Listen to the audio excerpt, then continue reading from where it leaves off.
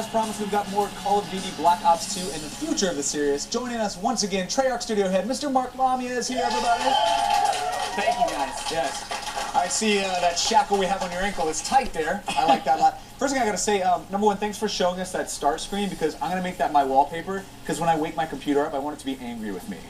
So I'm gonna leave that on there, and it'll be great. What I want to talk to you about is the story, and specifically how you crafted it. This is something that seems incredibly plausible, which is terrifying to me in a way, but who did you guys bring in to kind of write this story and help you craft this experience? So we brought in a futurist. He's a senior fellow at the Brookings Institute. His name is Peter Singer.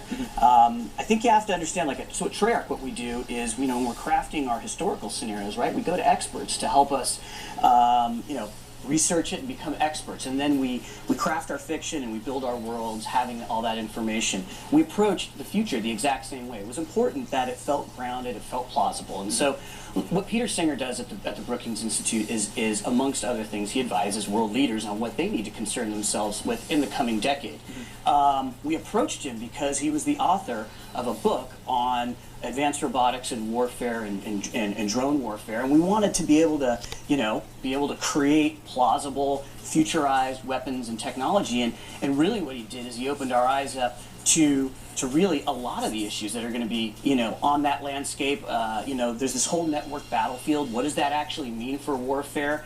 As cyber warfare becomes a more significant part of everything. He talked to us about, how to set up our Cold War fiction in the future. What is that going to be over? He talked to us about this thing called rare earth elements. We have them in all of our consumer electronics. We have them, in fact, we have them in the thing that's going to replace what is the current rare earth, or the rare resource on Earth right now, right? It's oil. There's a lot of conflict in the world over oil, right? Well, he's saying, you know what? In the future, rare earth elements are going to be this thing that's going to cause a lot of tension in the world, because there's going to be a lot of need for that, and it's in these things that are going to be replacing our energy dependencies of today, and it's going to be something that's going to be making the headlines. So it's in all these advanced robotics and drones and all the advanced military technologies. And what he's saying is basically, hey, look, you're going to have this scenario in the future where you could have these tensions that are going to rise in, and that there is a country, China, that controls most of these in the world, and you could craft a fiction where you can see how the tension in the world might come about because of this. So what I got from all that is that 5 years from now, you could murder me in a grocery store for the materials on my cell phone. It's basically what you're saying here. This is a future that we may have coming to us. And one of the coolest things I think about the story and the crafting of the story is you actually recruited a pretty prominent Hollywood screenwriter to help create the villain. So who did you guys actually bring on board for that? So it was David Goyer, right? And we brought him in. Actually, we started working with him towards the end of Black Ops 1. He really helped us hone in on our script and our story and our character development. And he enjoyed that process so much, working with our director, Dave Anthony, that they got to work right away creating Black Ops 2. And they really had a very ambitious, some very ambitious creative goals. They wanted to, continue to tell the stories of the characters from Black Ops, continue their stories that we started with. Those were really interesting characters and their story arcs, but he wanted to also take on creating a really memorable villain inside the Call of Duty franchise, someone who was a three-dimensional villain.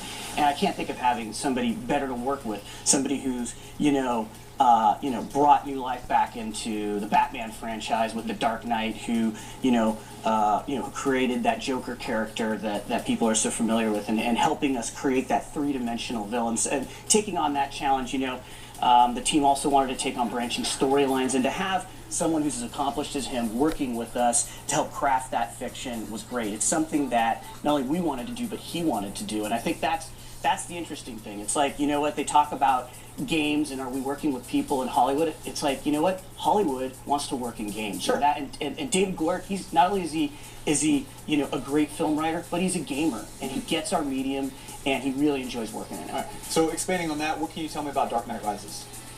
Nothing? Okay, fantastic. My last thing for you, and you've been so candid about everything, and we really appreciate your time. Look, pre-sales have indicated that this is going to be probably the biggest game of the year, right? Truly, did you feel, what was your level of pressure internally to create something that you knew would have a ton of buzz right off the front? I mean, that Black Ops, it did so well.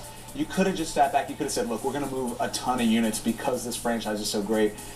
like, how did you motivate to elevate this experience to the next level? Because again, you could have just sat back. You know, you could have just sat back and made a ton of money. How do you motivate your people to do better things? I think you have to go out every time and earn it.